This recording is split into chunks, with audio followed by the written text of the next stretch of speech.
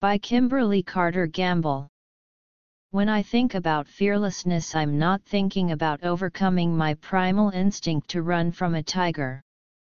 I'm thinking about transcending the impulse to go along with the status quo when speaking up is uncomfortable. Uncomfortable for me, and uncomfortable for those who are listening. As an investigative journalist, I'm naturally drawn to courageous people. They challenge me to put myself in their shoes and imagine what I'd do.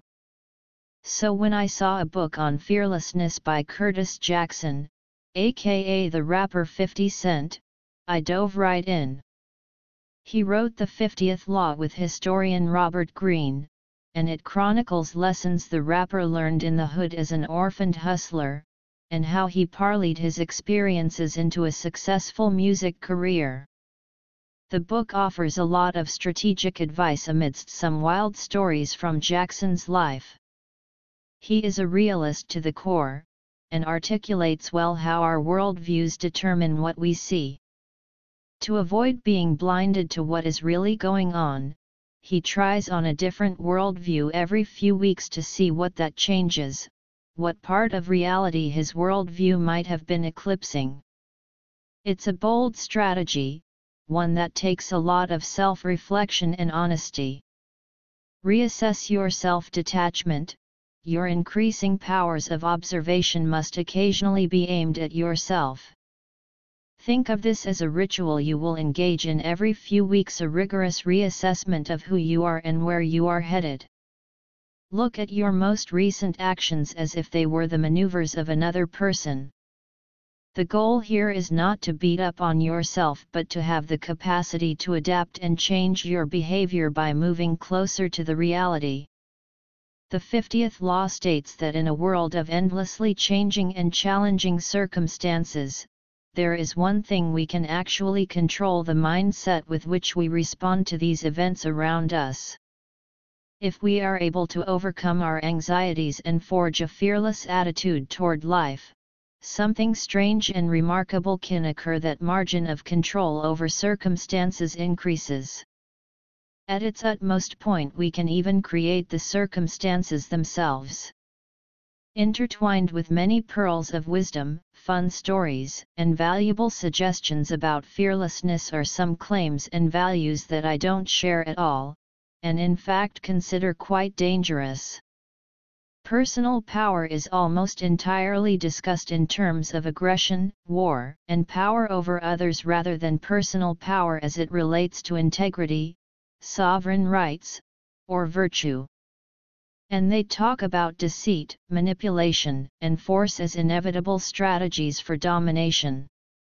The book essentially discusses power without unpacking its relation to ethics.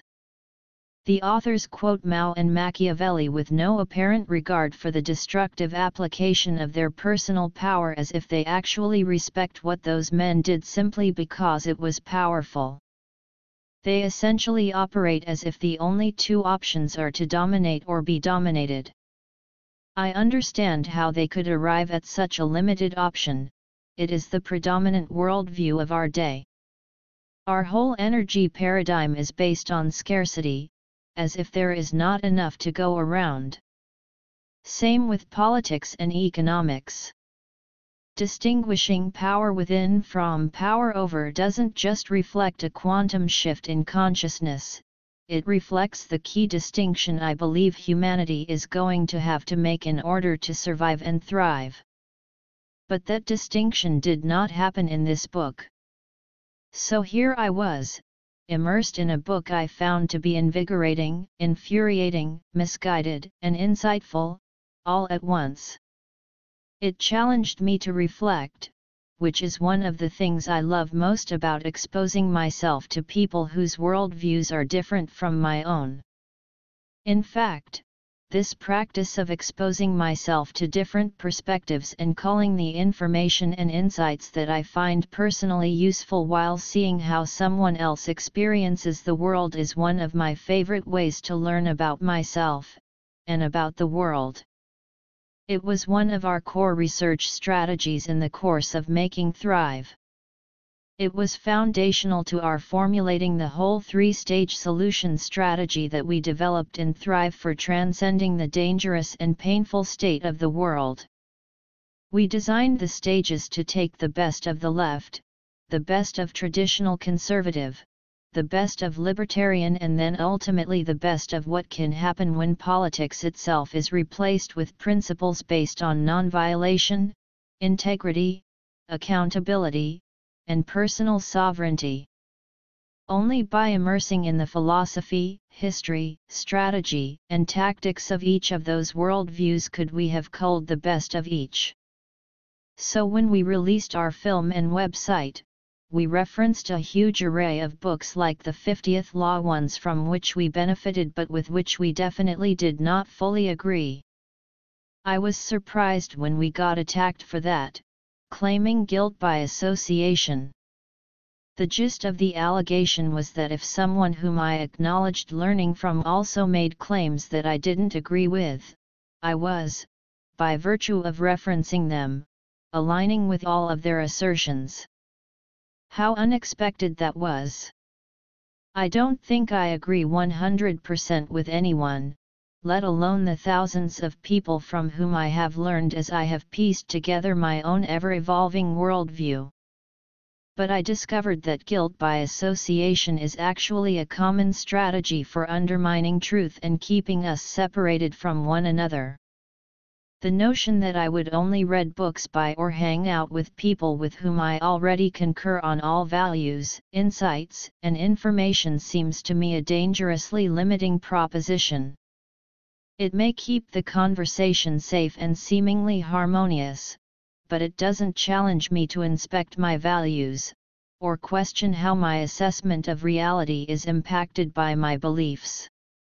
It doesn't give me an opportunity to understand someone who thinks differently from me. Nor does it encourage me to practice fearlessness, that bold willingness to speak up for my truth in a situation where my silence would otherwise imply agreement. As 50 Cent says, to free yourself from fear you must work backward. You start with the thought of your mortality. You accept and embrace this reality. You think ahead to the inevitable moment of your death and determine to face it as bravely as possible. The more you contemplate your mortality, the less you fear it. It becomes a fact that you no longer have to repress. By following this path, you know how to die well, and so you can now begin to teach yourself to live well. I suggest one of the keys to living well is true listening. Next time you're with someone who has a different worldview from you, especially one that really pisses you off, I hope you will take a moment to listen deeper, ask a question to understand better, explore the nature of their and your underlying beliefs. And be respectful, even grateful for the opportunity to learn more about yourself, about them, about the hopes, fears, and experiences that form the different lenses through which we see, and create, the world.